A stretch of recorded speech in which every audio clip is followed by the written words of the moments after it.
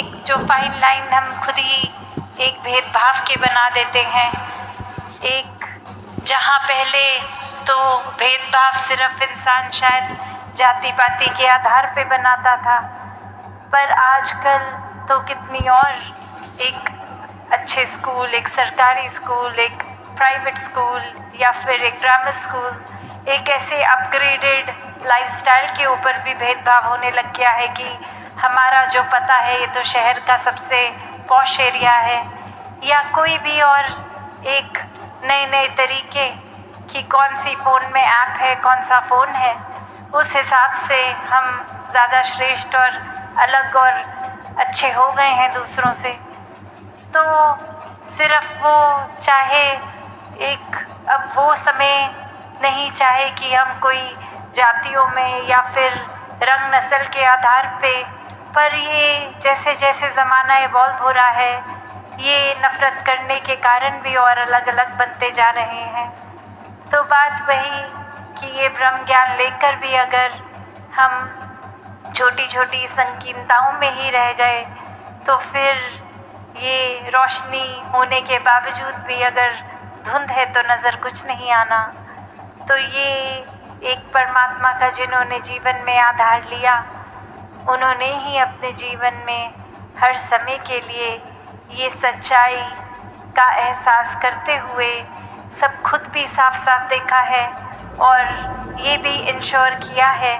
कि कोई और भी अगर इस रास्ते पे है तो उनको भी साफ साफ दिखे, वरना तो संसार में कोई ना कोई इंसान मिल ही जाएगा जो बहुत वहम और डाल देगा कि अगर क्लैरिटी खुद को है भी तो भी कुछ ऐसी बात कर देगा कि हम खुद ही कंफ्यूज हो जाएं, हम खुद ही एक अलग से ही ख्यालों में चले जाएं। एक कहानी भी इसी तरह कि कैसे एक इंसान जो एक अपनी बहुत ही सिंपल लाइफ में एक दिन अरदास कर रहा है परमात्मा से कि परमात्मा आप मेरे जीवन में आ जाओ, आपकी पहचान हो जाए। तो उस इंसान के पास भेड़ें थी तो वो ऐसे ही बोलता है फिर कि आप आ गए तो ये जितनी भी मेरे पास भेड़ें हैं इनकी मैं खुद अपने हाथों से स्वेटर बना के आपको अर्पण करूँगा। और वहीं कोई पढ़ा लिखा इंसान आकर जो उस तरह से बहुत ही ज्ञानी, वो आकर उसको समझाता है कि आप ये क्या अरदास कर रहे हो, जिस परमात्मा ने भेड़ बकरियां बनाई हैं उनको आप क्या ही बना के दोगे, मैं सिखाता हूँ कि कैसे अरदास करनी है। और कुछ तरीके की अरदास बता देता है जो वो रट लेता है। और अब वो एक उसी तरह से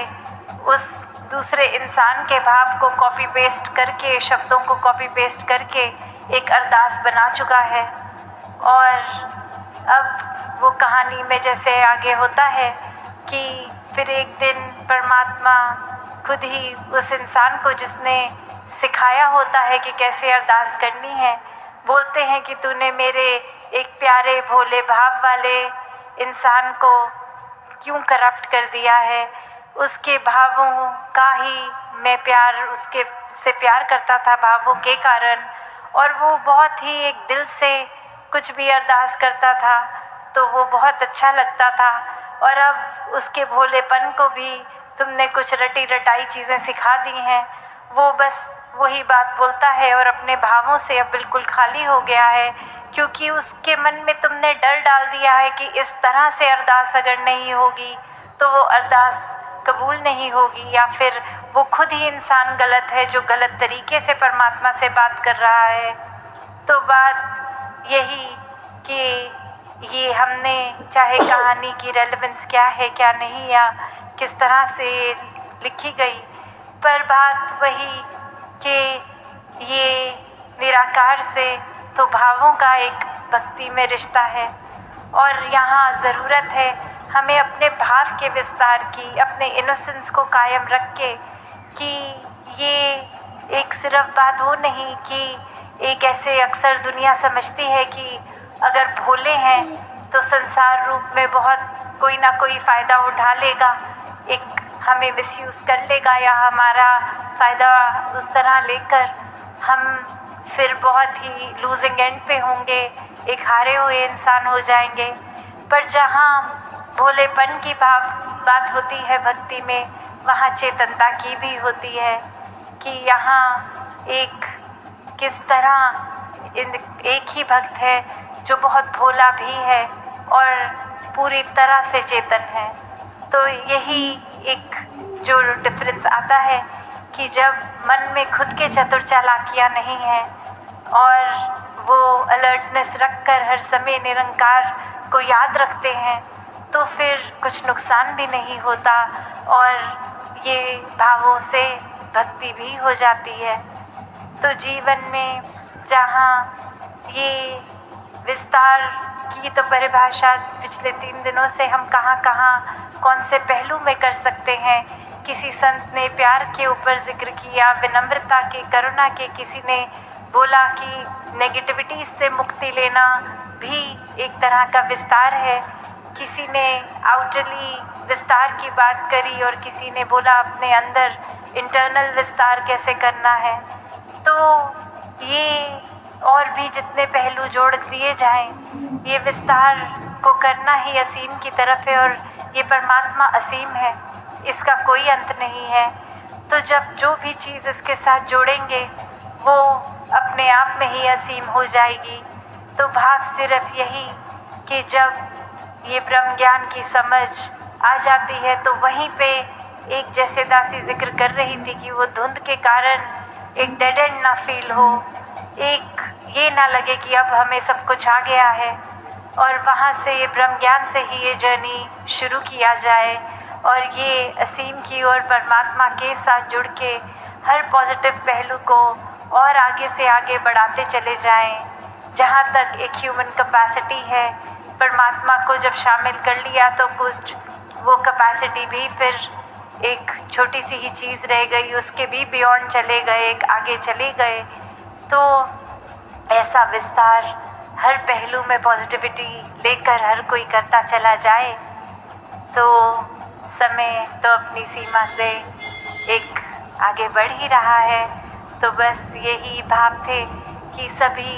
अपने शहरों से या उससे पहले भी एडवांस सेवा में भी आए, अभी वाइंड अप सेवा तक भी रुकेंगे। और कैसे चाहे ओस इतनी पड़ी, ठंड इतनी पड़ी, टेंट जैसे भी थे उसमें सर्दी भी लगी होगी हवा से और वो गीलापन भी, साथ में सबके बुज़ुर्ग और बच्चे और किसी की कैसी हेल्थ कंडीशन,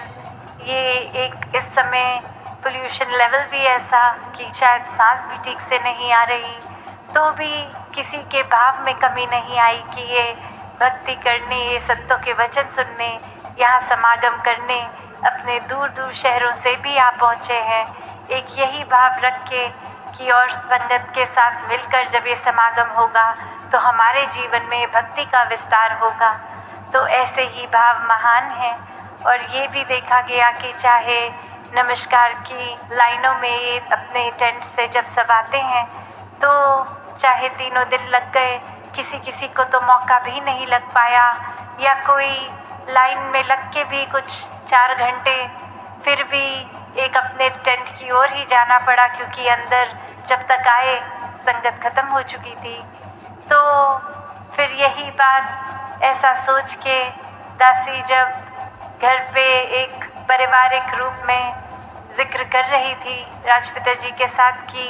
ये लाइनें, ये कतारें तो शायद अगले साल अगर सोचते भी हैं बढ़ाने की तो भी ये अगर बढ़ जाए, एक और ऐड हो जाए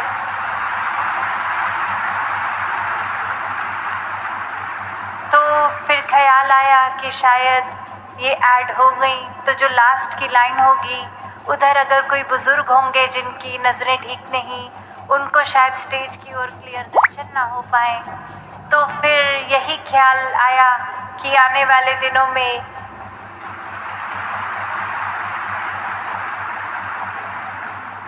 आने वाले समागमों में जल्द ही जैसे सबब बनता है तो समागम का एक दिन और बढ़ा दिया जाए।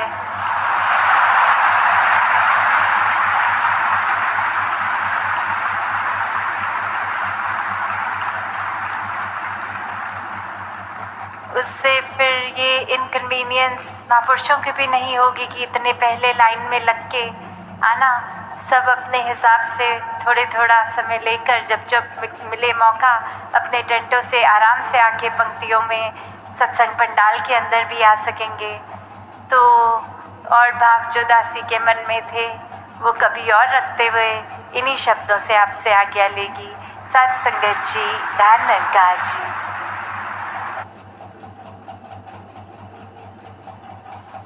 साथ संगत जी, आइए सभी मिलजुल कर ग्रीन रूम की हमारी जो टीम लगातार सेवाओं में जुटी है, विनोद गंधर्व जी और उनके साथियों के साथ मिलकर ध्वनि में अपने ध्यान को एकाग्र करें। कल शाम को गुरु वंदना का रंगारंग कार्यक्रम इसी प्रकार होगा। इसी स्थान पर शाम को 6 बजे हम सभी एकत्र होकर सतगुरु के आशीर्वादों के साथ जुड़ें। कल सुबह साथ संगत शोभा यात्रा का भी आशीर्वाद आ रहा है सतगुरु की तरफ से। लगभग सुबह 6:30 बजे शोभा यात्रा का आरंभ होगा और सतगुरु सभी टेंटेज के करीब से गुजरते हुए सभी संगतों को अपना आशीर्वाद प्रदान करें।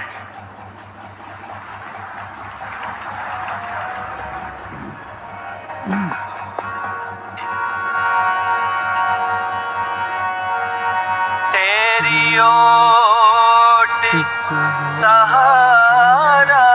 तेरा, तन मन घोल घुमावा, कहे अवतार तेरे ही दाता, दिन राती गुण गावा, कहे अवतार तेरे ही दाता, दिन राती गुण गावा। तू ही निरंकार, एक तू ही निरंकार, तू ही निरंकार, एक तू ही निरंकार। मैं हर सदा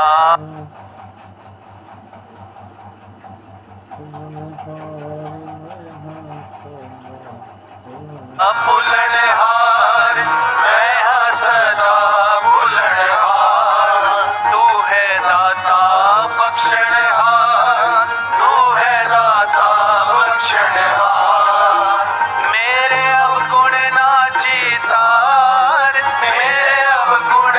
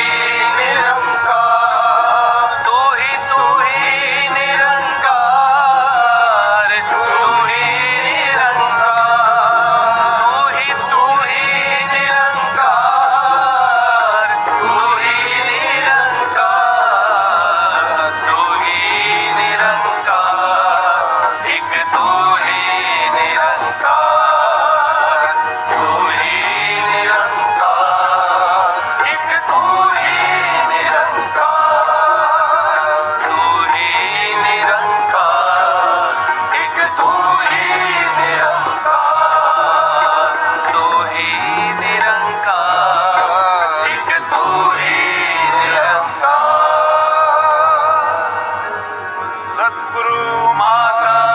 सुदीक्षा सविंद